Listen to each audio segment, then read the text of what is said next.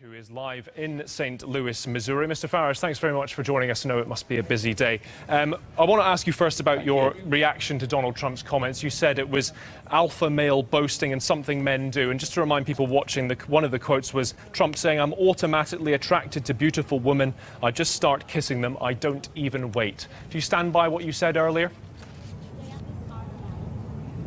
So I didn't say it was a good thing, did I? I said it was ugly alpha male boasting. I was just stating a fact of what it was.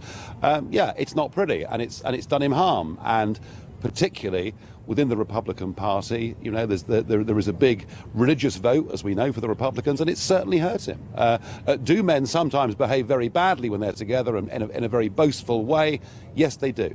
You also said this is just men sitting around having a drink, they talk like this, and it does start to get worrying, because Mr. Trump's remarks in that video, after the quotes I said first, was you can do anything to women when you're a star. You can grab them by the, and I won't repeat the word he used, but it was fairly vulgar language. You are happy backing a man who says that. It's effectively legitimizing sexual assault.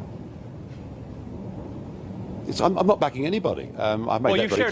You share a platform with him. I wouldn't vote for Hillary Clinton. You're sharing platforms with him. Yes, I did. And if you look at, if you look at the video, you'll see on the platform I said I'm not supporting anybody. I'm not endorsing anybody. But I certainly couldn't vote for Hillary Clinton because I do think that America and much of the West needs change. So you don't think that Mr. Trump is unfit to be president? You wouldn't say that you wouldn't vote for him if you're American because of what he said about women? And I repeat, saying that he can do anything he wants to women when he's a celebrity. It is legitimizing sexual assault. Well, just look at, and just look at what we've seen from film stars and pop stars, not to mention in our country football stars, over the course of the last few years. There are people who have wealth and fame who use and abuse their positions. We know all about that. One of them, in fact, was the President of the United States of America. His name was Bill Clinton. He didn't just talk badly, he actually behaved rather badly too. You know, if this debate tonight goes down to Trump's comments and Bill's behaviour, I don't think the American public are going to be the winners. And whilst I accept that it is going to be pretty rough and tough tonight, I think the American public deserve a bit better than that. And need to talk about the issues and whether America needs change or not. So would you share a platform with him again after what he said in that video? He has apologised for it, we must say that, but would you share a platform? You'd be comfortable sharing a platform with him? So you don't agree? Well, I'm not comfortable with his comments, but neither am I comfortable with the revelations that Hillary Clinton wanted the European Union to be a prototype of a complete hemispheric common market. Mr. Farage, with respect, those comments taken vast sums of money from the big banks. Those comments will not be seen nearly as serious as what Mr. Trump did say in that video. A lot of Republican support has ebbed away from him because a lot of Republicans have said, you don't have to have a daughter to find his comments Republican. They said, I have daughters, I couldn't look them in the eye and say I'm backing this man. You yourself have daughters, Mr. Farage. Will you say that he is not the man to be president because of what he said about women, or not? Is he fit to be president? I don't think that a lewd, ugly conversation on its own discounts somebody from standing in this election, and I can completely understand why. There are people running, for Capitol Hill who've backed away from him because they're fearful of their strongly religious voter base. But I suspect, as with so many of these things, those comments inflame and upset the media, perhaps more than they will Trump voters. But they are just things that boys do when they get together. Is that correct?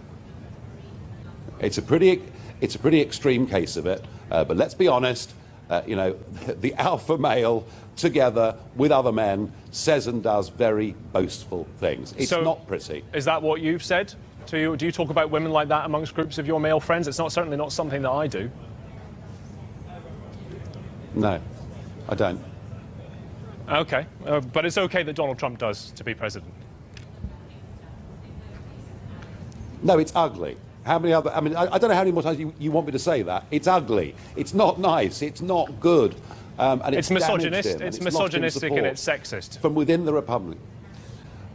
Well, what is misogynistic and sexist is Saudi Arabia, who've given $25 million. Mr. Farage, you're going completely off point here. We're talking about Donald Trump's comments. Where women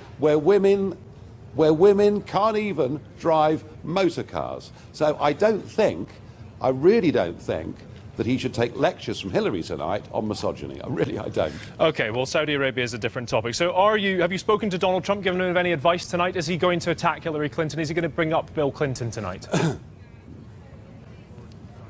Bound to, of course. That is the way this debate is going. But my general advice would be very simple, and that is to get away as quickly as possible throughout this 90 minutes from the war of words and start talking about change. And that's where Trump wins. Yeah, you're right. Many of his comments, whether it's about women or Mexicans, have upset people. But when he talks about policy, when he talks about the need for proper border controls, when he talks about the need to deal with the threats of Islamic terrorism, when he talks about, what's happened to manufacturing industry in this country, when he talks about those things, then he wins. And Mr. Farage, while we've got you, a quick question on UKIP. I think you are still acting leader. It's the third time that you're trying to resign, effectively. Any advice for someone who's trying to replace you? Is Stephen Wolfe still the man to do that? I don't know. I've absolutely no idea who is going to win this contest. I'm only grateful that after that horrible incident, that Stephen Wolfe has now come out of hospital. OK, Mr. Farage, really appreciate your time. Thank you very much for joining us live from St. Louis in Missouri, the scene of the second. You didn't frankly have the balls to put country before party.